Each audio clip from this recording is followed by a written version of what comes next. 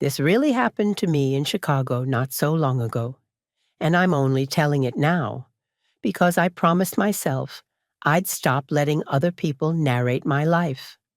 I'm a grandmother first, a retired bus operator second, and every detail still lives under my skin like a splinter.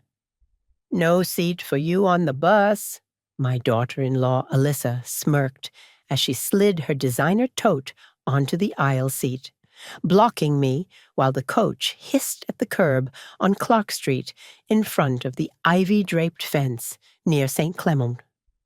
We were all headed to my grandson Leo's school. Play across town, rain ticking against the windows, umbrella tips dripping onto the rubber floor.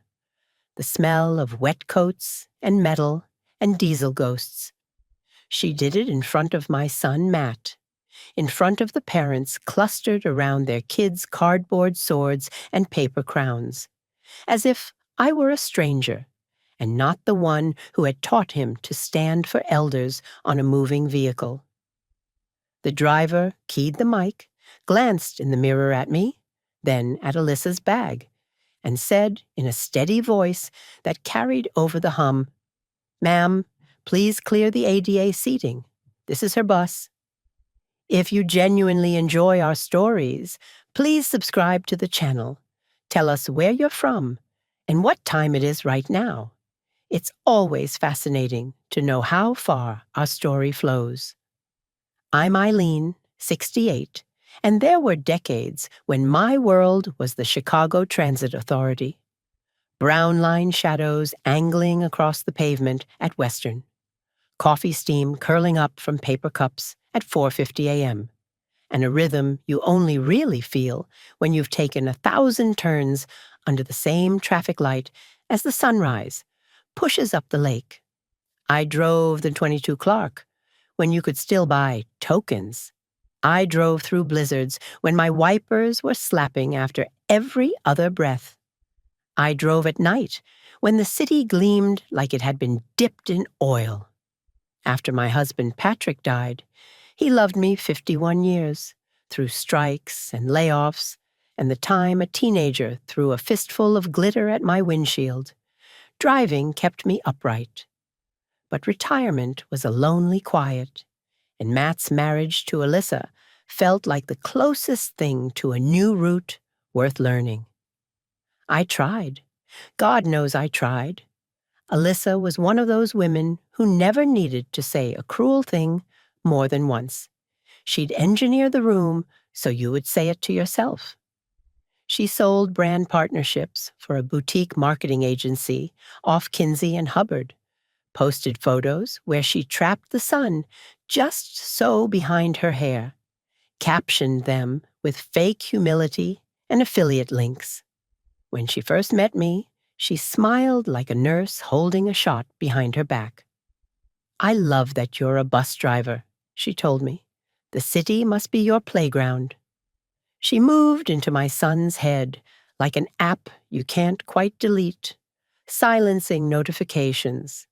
I didn't know I'd been sending him all his life.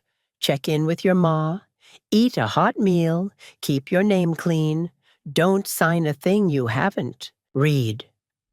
That day on the bus, the driver, Deshaun, a big man with soft eyes I recognized from the garage when I still picked up my pension statements in person, had already seen me standing, while two college kids in wet vans pretended sleep. He was the kind who spoke with the weight of protocol behind him. "Priority seating," he repeated, a touch of humor in it. "Ma'am, let the ladies sit." For a second, I could have reached out and tipped Alyssa's tote onto her lap, with one finger the way we used to flick a door switch, but I kept my hands to myself. Matt looked between us like a ball boy afraid to call out of bounds. "It's fine," I lied. "I'm fine standing." I tucked a hand around the pole.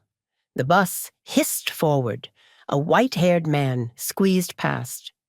Alyssa wrinkled her nose at the floor. The bag stayed on the seat like it had paid 2 fares. And do you want to know the worst of it? My grandson Leo, sweet Leo, pressed up by the window, didn't see any of it except the water bleeding down glass he tried to trace with his finger. He's a kid. He shouldn't have to see it. But humiliation has a way of making itself big, even when you try to keep it small. And I felt my cheeks burn the way they did the winter. I had to pull a stalled bus into the Granville stop with a broken mirror and a dispatch call on speaker, reminding me to smile for the passengers. I thought that would be the end. A petty smirk, a veteran driver's gentle correction, my choice to take the higher ground and ride out 3 miles on quivering knees. But humiliation is never the beginning and the end. In my life, it's the on-ramp.